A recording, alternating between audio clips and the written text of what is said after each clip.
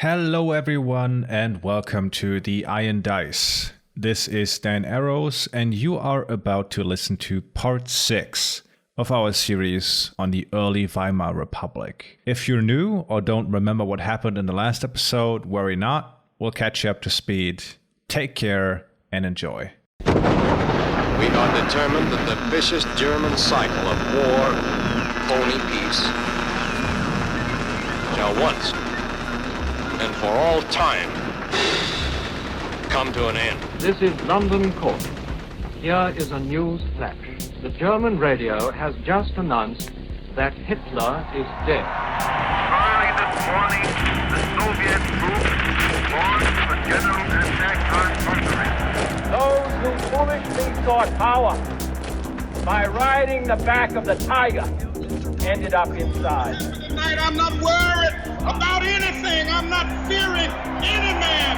None eyes have seen the... Say that we are mired in stalemate seems the only realistic, if unsatisfactory, conclusion. Over 1 million people here celebrating a day that they never thought would come. A day in which Germany became one country again. Launched the opening salvo of Operation Iraqi Freedom.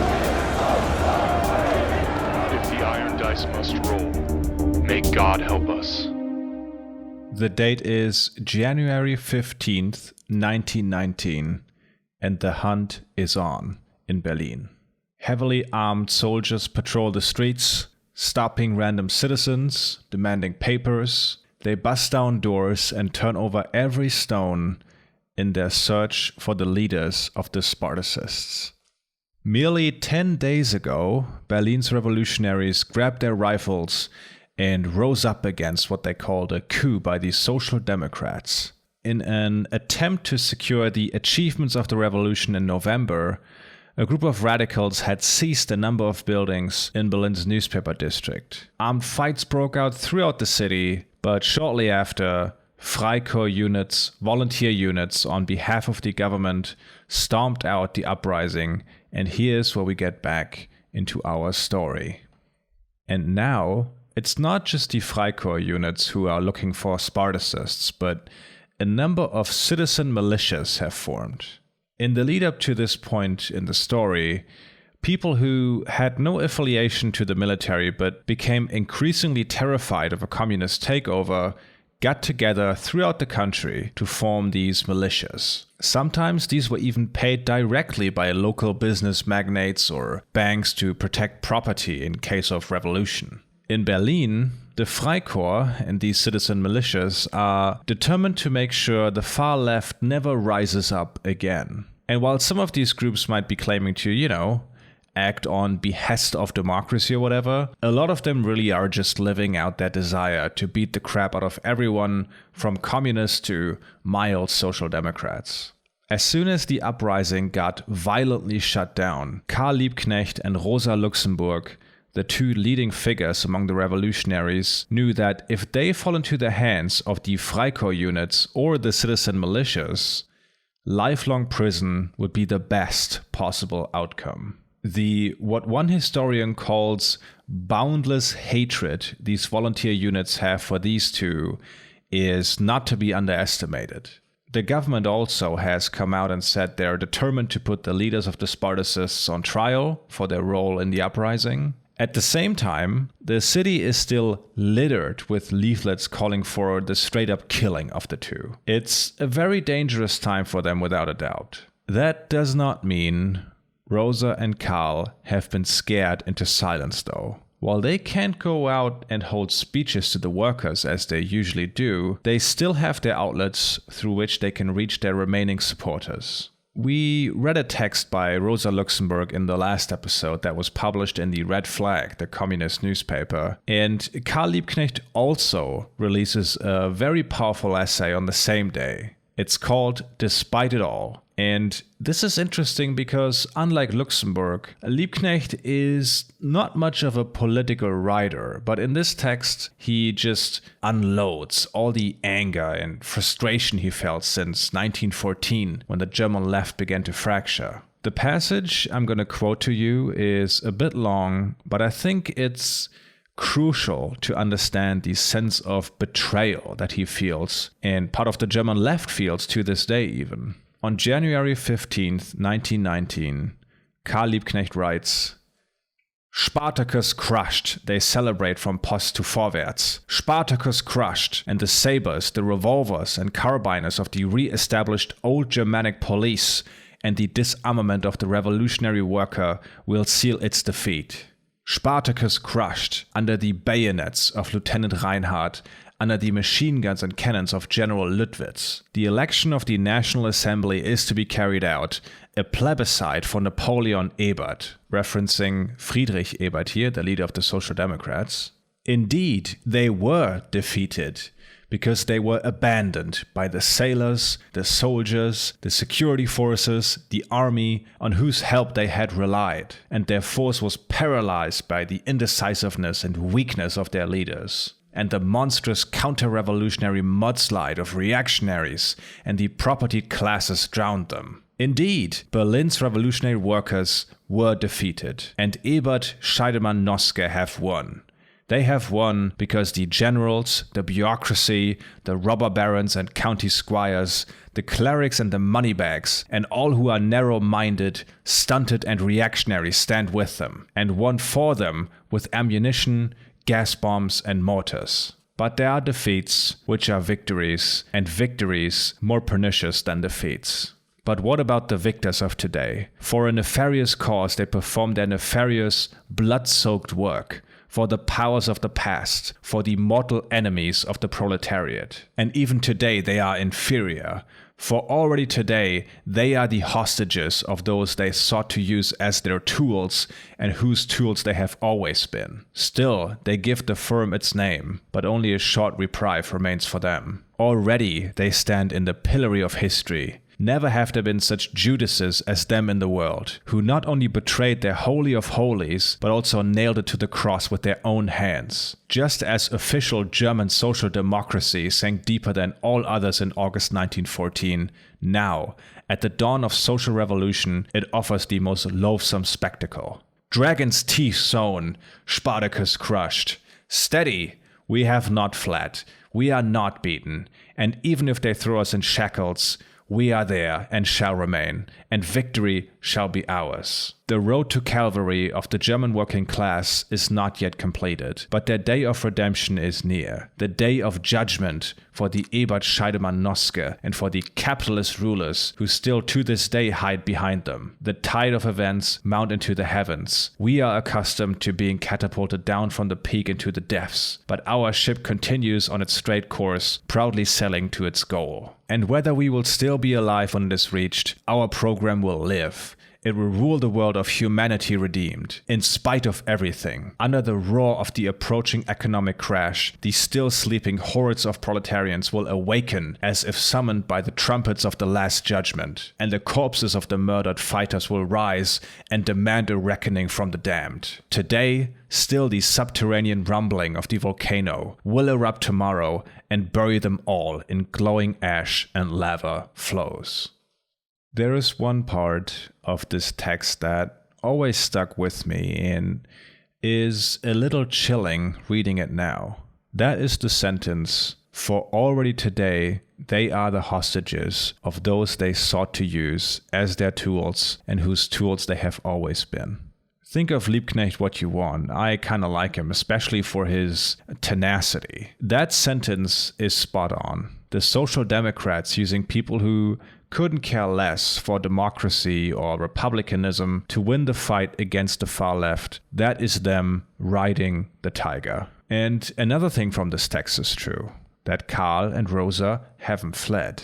Despite being urged by their friends and allies, the two are still holding out in Berlin. Because Liebknecht really was someone who had a vision and felt a sense of historical responsibility. He had what people on the left today often lack, and that is belief. Not in a religious sense, but that what he was fighting for was inevitably gonna win out. Allegedly, when his father, Wilhelm Liebknecht, was on his deathbed, the last thing he told his son was, power to the workers. And ever since that was Karl's credo, especially after World War I, because he was convinced that if there was no German Revolution, the Russian Revolution would dither away and capitalism would devour the world, as he put it. Preventing this was more important to him than anything else, more important than his wife, more important than his own children, or even himself. So you can see why this guy doesn't just run away with his tail between his legs after the failed uprising. Same goes for Rosa. Sadly, the people looking for them know this too. They know he's not going to cut and run. Despite it all is published on the morning of January 15th, and throughout the day, a rumor makes the rounds of where Liebknecht might be hiding. Some people suspect that the day his essay is published, he will be transferred from another hideout to an apartment in the Wilmersdorf district, which lies southwest of central Berlin. A group of locals in Wilmersdorf have formed one of these citizen militias and keeps an eye on a couple living there that is allegedly friends with Liebknecht. At roughly 9 p.m., the men of the citizen militia kick down the door of this couple, storm into the apartment, and find 3 people who fit the description of Karl Liebknecht, Rosa Luxemburg, and another leading communist figure named Wilhelm Pieck. The man they suspect to be Liebknecht insists that they're mistaking for someone else. He says his name is Markusson, who is the tenant of the apartment. As the militia guys pull out every drawer and search the apartment, they strip this guy down. As the militia guys pull out every drawer and search the apartment, they strip this guy down and notice that his shirt has some initials stitched on it. And these initials read K.L. This seals the deal, and the citizen militia realizes they have made a big catch. They have caught the most vilified, most wanted people in the entire country. Karl is arrested on the spot. They drag him out of the building and throw him into a car, and where they're going to take him might be unexpected at first. Their destination is the Hotel Eden, one of Berlin's most luxurious hotels.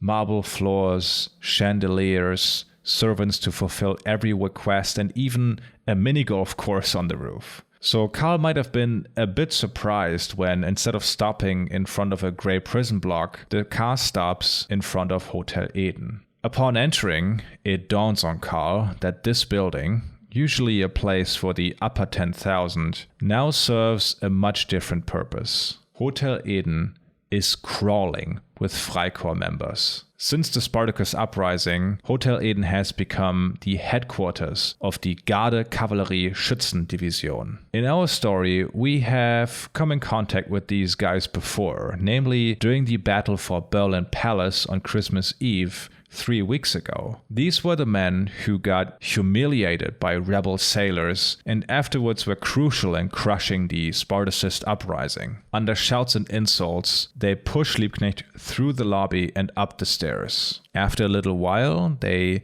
reach a private suite on an upper floor of the hotel. In this suite, Liebknecht is tied to a chair and gets to meet the man that now controls his fate.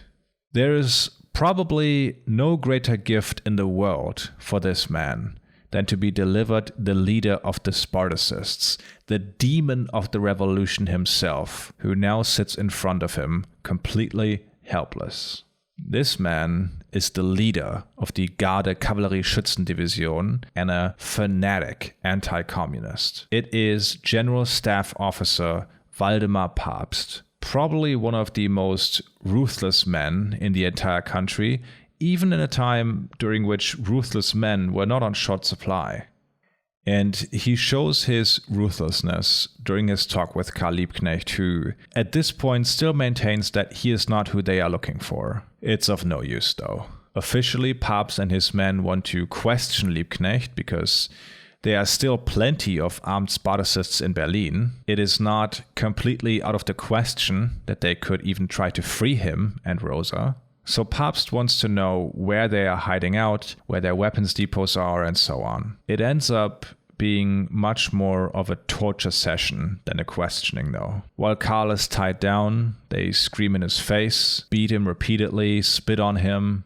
At one point though, they put a pause on the torture and Pabst picks up the phone from his heavy wooden desk. He only talks for a couple of minutes before hanging up again, turning around and telling Karl that he is going to be taken to Moabit prison in central Berlin. So they untie him, again drag him through the hotel under an avalanche of verbal abuse by the soldiers present. And by now the news has made the rounds, so there are even more people outside the hotel and pushing into the lobby. As Karl and his handlers reach the exit of the building, one of these soldiers pushes through the crowd and deals Liebknecht a massive blow to the head with his rifle butt. Karl immediately collapses onto the hotel floor with blood rushing from his head. He's still conscious though and tries to get back up somehow, and his handlers manage to get him outside and throw him onto the truck bed of a car waiting. Just as they're taking off,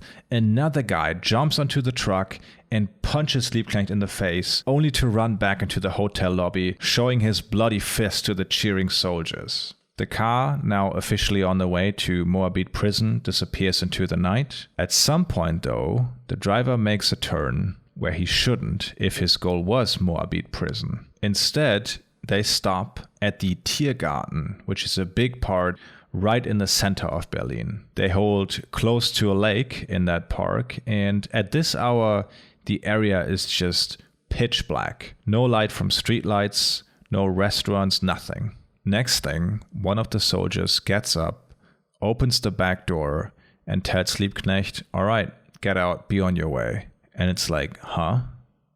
Are these guys Spartacists in disguise or something? Or was there someone higher up who called Pabst at the hotel and ordered them to release Liebknecht? Either way, Karl is able to get out of the truck, but before he's even able to turn around and run, his handlers raise their rifles and shoot him in the chest 3 times. The bullets burst out of his back, and Karl falls to the ground, dead. Shot while trying to escape, it will say in the official report. Meanwhile, Rosa Luxemburg is awaiting her interrogation in Waldemar Pabst's private suite. Reports from the time suggest she is pretty unfazed by all of this, or at least acts that way. While sitting in the suite, she mends the hem of her skirt, which had been ripped up on the way there. She also reads a bit of Goethe's Faust to pass the time. When Pabst shows up, the interrogation doesn't last very long. He merely asks, "Are you Rosa Luxemburg?" To which she responds with, "Decide for yourself." And with that, Pabst doesn't have any further questions and gives 2 men the order to escort her outside to the transport vehicle in front of the hotel. Her handlers lead her through the lobby, which is now crammed with people with the intention to harass and hurt her, shouting, "Kill her, kill her!" Just no scruples whatsoever. In the lobby, they push her through the revolving door, and as she exits the building, one of the men nearby smashes her in the head with his rifle butt. Blood shooting from her nose and mouth, she collapses on the sidewalk. We don't know 100%, but it seems the blow to her head was so severe that she immediately loses consciousness. Instantly, a couple of men plunge at her lifeless body to pick up a trophy, so to say. They steal one of her shoes and a handbag.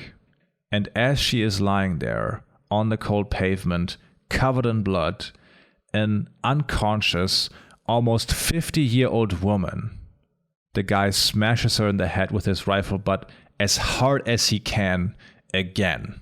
Only now it is that the soldiers who are supposed to escort her intervene, so to say, and drag her to the car. They put her in the middle of the back seat, one soldier to her left and one to her right. The car begins to slowly roll forward, but not too fast as to prevent an officer to jump onto one of the foot pegs of the car, draw his pistol, and shoot Rosa in the head. The car doesn't stop after that, and shortly after reaches a bridge over a canal close to Hotel Eden. The men get out, pull Rosa's body out of the car, and throw her over the bridge railing down into the muddy water. Later that night, these guys would boast about what they had done to their colleagues, proudly proclaiming that the old bitch is already swimming. Lynched by the mob is the official statement given to the press afterwards. The third man who got arrested with Liebknecht and Luxemburg is set free or escapes, depending on the account. Pabst will later say that the guy was willing to name a bunch of hideouts and weapon depots of the Spartacists, which might have saved his life that day. The exact details of how the decision was made to kill Karl and Rosa are very contentious, and the reason for that is who Pabst talked with on the phone while interrogating Liebknecht. That man, according to Pabst, was Gustav Noske of the Social Democrats, the man they sent to Kiel at the very beginning of the revolution, the man who deployed the Freikorps against the Spartacists. The content of this phone call is so explosive because in it lies the question, did the Social Democrats order the execution of Karl and Rosa, or did Pabst act on his own? Because what's clear is that Pabst made the decision to have them both killed and would even say so in later interviews. In his memoirs, Pabst claims that the murder was officially approved by the Social Democratic leadership, but his claims of how this approval was communicated are contradictory here and there. When it comes to the phone call between him and Noske, Pabst said that Noske wasn't willing to give him the official approval and told Pabst to ask his military superior. And when Pabst responded that he wasn't going to get this approval from his superior, Noske responded, "Then you have to decide for yourself what is to be done." Allegedly, I should say. Pabst might very well be lying about this. We probably won't ever know for certain. What we do know for certain is that at the least, the Social Democrats, in their rhetoric and in their party newspaper forward, contributed to the vilification that resulted in more than 2 cold-blooded murders. Much more. Not that the rhetoric in the Red Flag, the Communist Party newspaper, was in any way less violent or radical, but, it wasn't the Social Democrats who got hunted down and executed by right-wing death squads here. And even if we can't know if Pabst acted on behalf of the Social Democrats, it's clear that a number of them were pretty happy about what happened to Karl and Rosa. On the night of the killing, Pabst passes on a description of the events to the press that is almost completely fabricated, by the way. Not even a full 24 hours later, Philipp Scheidemann speaks at a rally. He was the man who proclaimed the Republic from the window of the Reichstag and is second to Ebert among the Social Democratic leadership. Here's what he says at this rally about the just murdered Spartacist leadership. Every day they had called the people to arms and demanded that they violently overthrow the government. They had traveled through Berlin with machine guns ready, which they set in front of the Reichstag many times. On a daily basis, they incited their followers to the boiling point. After streams of workers' and soldiers' blood was spilled because of them, they then accused us of being murderers and bloodhounds in their newspapers and at their rallies. Thus, they have fallen victim to their own bloody terror tactics. With Frau Luxemburg, a highly gifted Russian, I can understand the fanaticism. But not with Karl Liebknecht, the son of Wilhelm Liebknecht, a man who we all still respect and honor. His son, the deceased Karl Liebknecht, sadly got completely caught up with the Russian terrorist tactics. Scheidemann goes on for a little bit and then uses a metaphor to explain how Rosa and Karl had it coming, essentially, that is very telling. If my mad brother aims his shotgun at me, if I am the only person he targets, I can allow him to shoot me in order to spare his blood.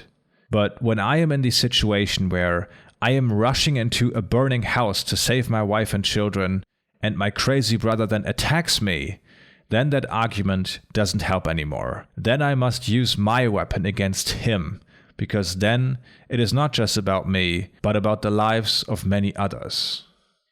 Scheidemann is by far not the only one who sees the killings this way, and the opinions expressed in the press range from weak condemnations of the murders, but also kind of shrugging their shoulders in the liberal press, to openly celebrating on the right. Friedrich Ebert will never publicly address these events, although allegedly he was very shook hearing of the news and considered resigning. Freedom, the party newspaper of the Independents, is the lone public voice who calls Pabst's version of the events into question and demands an investigation. Not only do they publish eyewitness testimony that undercuts the official version, but also the fact that Karl Liebknecht's autopsy shows him being shot in the chest, not the back. How do you shoot someone in the chest while he's running away? They also put the blame at the feet of the newspaper Forward specifically and attribute the murder to the Ebert-Scheidemann politics of violence. In response, the government initially promises an investigation and to judge these crimes just as hard as the crimes of the Spartacists. That will never happen, though. And this is a great showcase of the moderates in the Weimar Republic somewhat digging their own graves here. Because the old military structures were left untouched after the Revolution of 1918, the case of Karl Liebknecht and Rosa Luxemburg will be left to a military court. In 1919, this court sentences two basically fall guys to minor prison time, but people like Pabst will never be brought to justice for this. In fact, Pabst will serve as an advisor to the court in this case, and even into the 1960s boasted about how he judged Rosa Luxemburg in interviews. This set a dangerous precedent of the government basically sanctioning violence against communists, and when we look at the entire system of government during the Weimar era, it goes much, much further than just the case of Rosa and Karl. Most officials in the court system after World War I had undergone a so-called monarchist patriotic education, and justices in particular often saw it as their foremost duty to fight communism rather than interpret the law. Let me show you two cases so you know what I mean. Case number one, in 1924, a barber in East Germany wanted to report an arms robbery committed by a couple of communists. Shortly after, 4 men jumped him in front of his apartment and shot him down. When this was brought before a court, 3 of the 4 men got the death penalty, with one being sentenced to 15 years in prison. Compare this to another high-profile case from the other side of the political spectrum. In 1920, there was a case surrounding a 19-year-old girl who worked as a maid in southern Germany. This girl went to the authorities to report an illegal weapons depot she found belonging to far-right extremists. A couple of days later, police found this 19-year-old girl strangled to death in a public park in Munich, with a note on her chest calling her a traitor to the fatherland. This case did not even reach the inside of a courtroom. And this trend continues all throughout the Weimar era. Even someone like Friedrich Ebert, who will feel the sting of a fanatically right-wing judiciary in 1924, in a case that some historians suggest completely broke his spirit. An editor in a well-known newspaper had published an article that called Ebert a traitor to his country for his role in organizing strikes during the First World War. So Ebert tried to sue this editor for libel, and while he was successful in that, and the court fined this editor, they also wrote in the court's opinion that, legally speaking, Friedrich Ebert was a traitor to his country. So you can see the murderers of Rosa Luxemburg and Karl Liebknecht getting off scot-free wasn't a fluke at all. It really was just the beginning of the end in a way.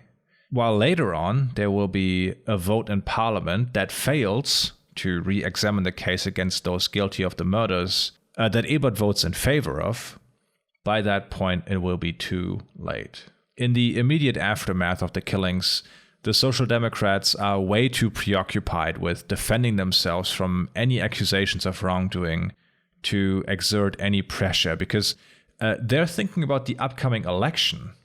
4 days after Rosa and Karl meet their end, this new Germany holds its first federal election. And it's a big win for the Social Democratic Party, which receives the largest vote share with a bit under 38%. Coming in second is the Center Party with roughly 20%, representing the country's Catholics, especially in the south. The left liberal German Democratic Party comes in at 18%, and the far-right nationalist German National Traditional People's Party gets 10%. And of course there are a bunch of smaller parties getting some votes, but nothing of consequence there. Except that one of the losers of this election, arguably, are the independents, who come in at roughly 7%, which is not a great result, but following this election, there will be a big exodus from the Social Democrats to the independents, and they remain an important player among the left.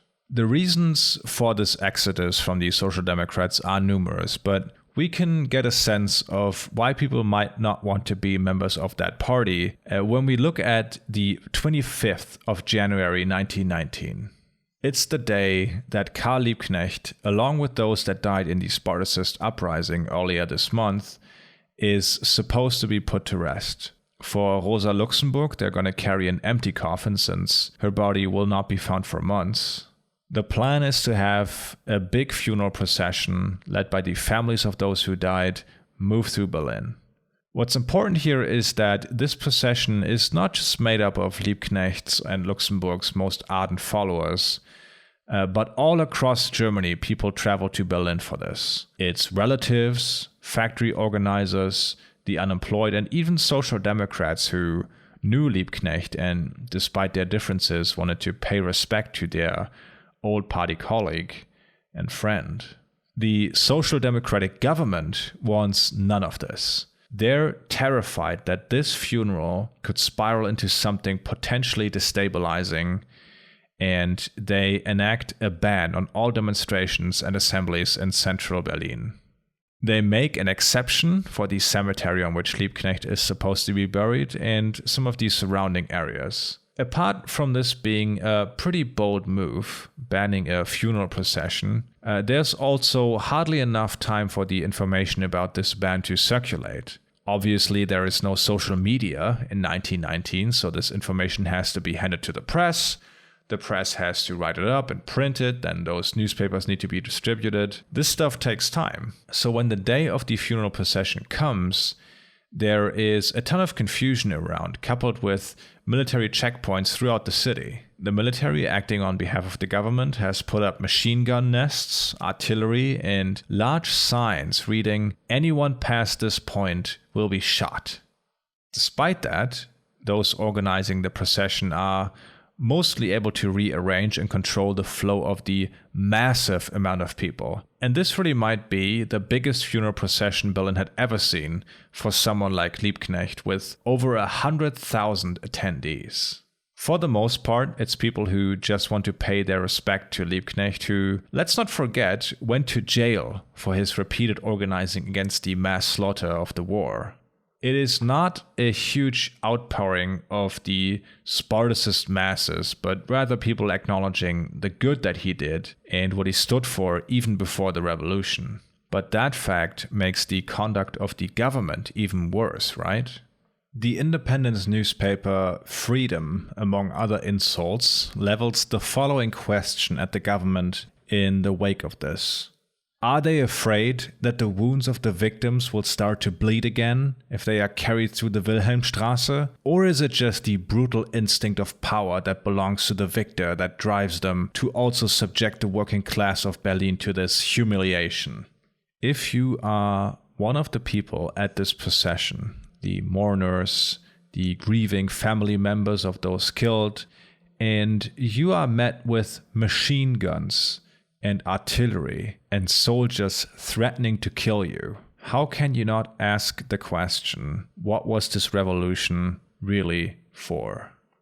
What the government does here shows the fear that they have. The fear that even though they hold power right now, it might just slip from their hands if they are not extra careful. evidently they are willing to go to great lengths to demonstrate their authority. Because versions of what we have talked about in these last few episodes, the power struggle in Berlin, are happening all over the country.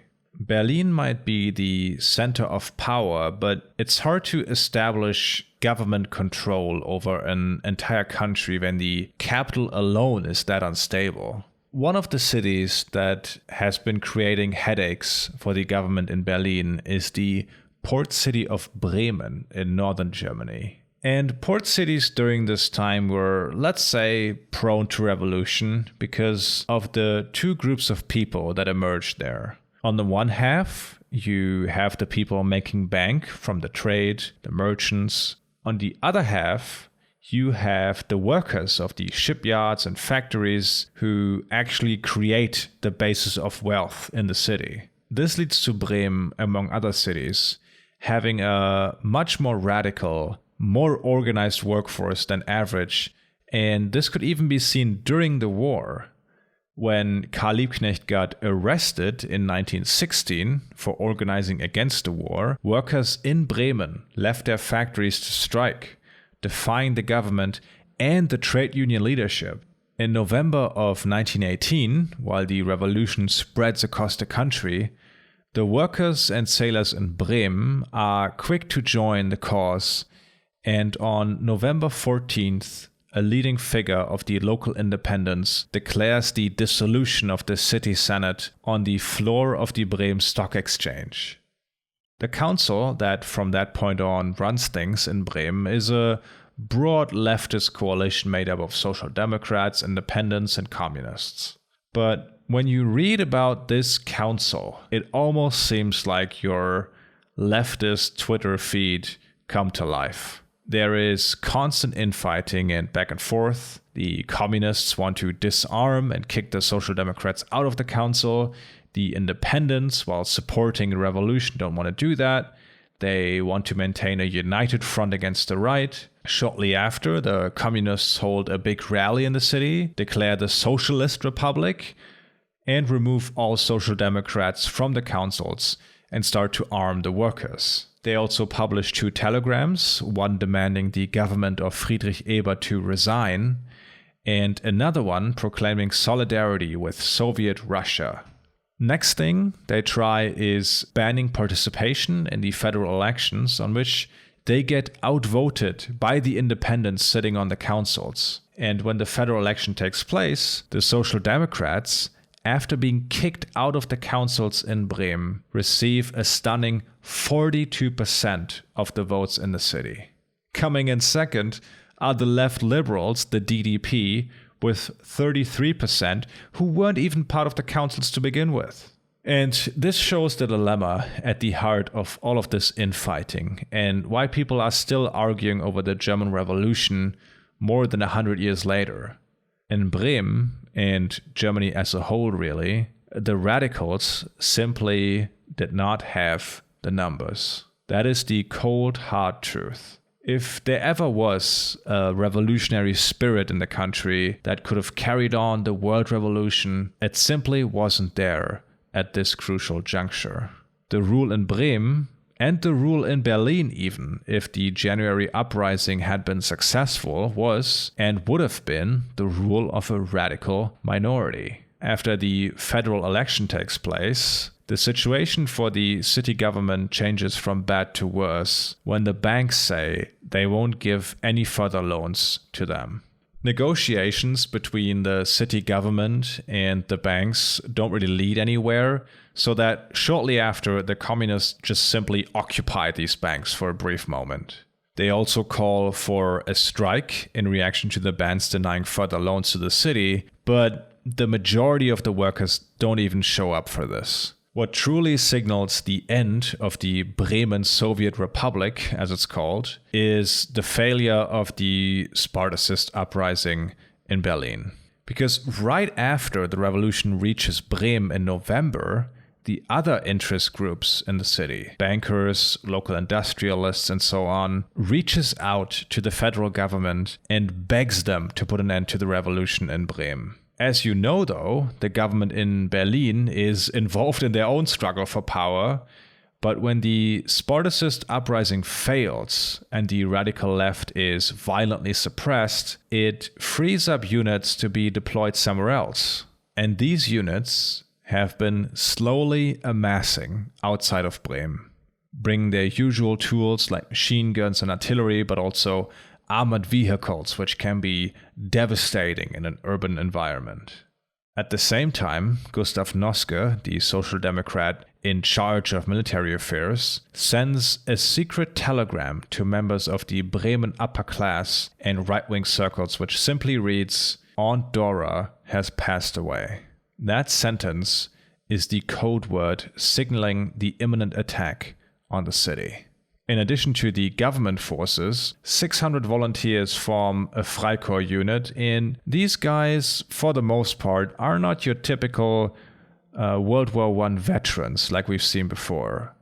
A lot of them are young people and the sons of Bremen business owners. On top of that, they are led by an officer who got his spurs clamping down on the Boxer Rebellion in China.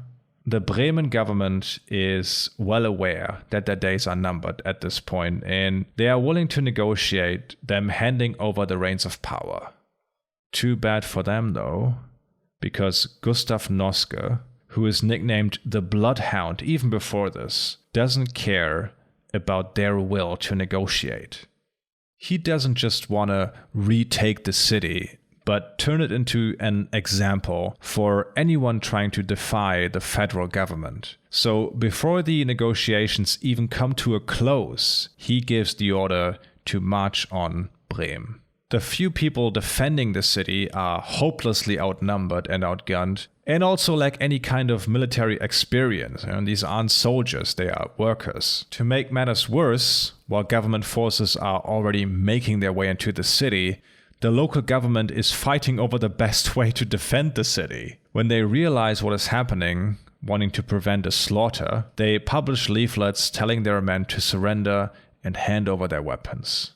Not everyone adheres to this, though, and some revolutionaries even set those leaflets on fire in the city square. Noske's troops entering the city face some fierce but very uncoordinated resistance. After a couple of hours of intense fighting throughout the city, the bells are rung to welcome the government forces, and the red flag on the city hall is replaced by a red, white, and black one, the colors of the old Kaiserreich.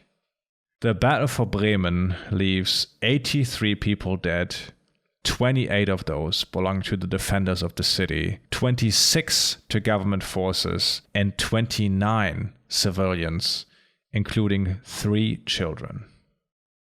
What you might be wondering, hearing about this, is why the federal government is so willing to violently crack down on a city whose leadership was probably going to collapse anyway soon. The truth is that it's not just Bremen.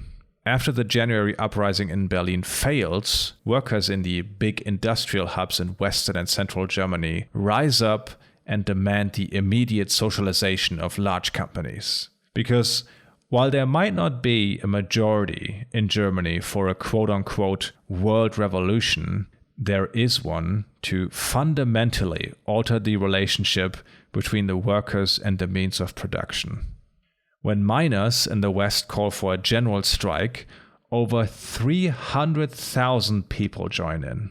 The amount of workers mobilizing despite all odds at this point is absolutely massive. In many places, these workers clash with Freikorps units, and the federal government is increasingly terrified of what this might turn into. It almost looks like the revolution that started in November and that everyone considered to be over with the elections now is about to enter a new, more radical phase. Even in Berlin, protests break out demanding more power for the workers, which is why the government sees itself forced to hold the National Assembly that is supposed to create a constitution and a proper government somewhere else, because the capital is simply too dangerous for them. And they decide on a city in southern Germany, mainly known for its association with the famous German writer Johann Wolfgang von Goethe.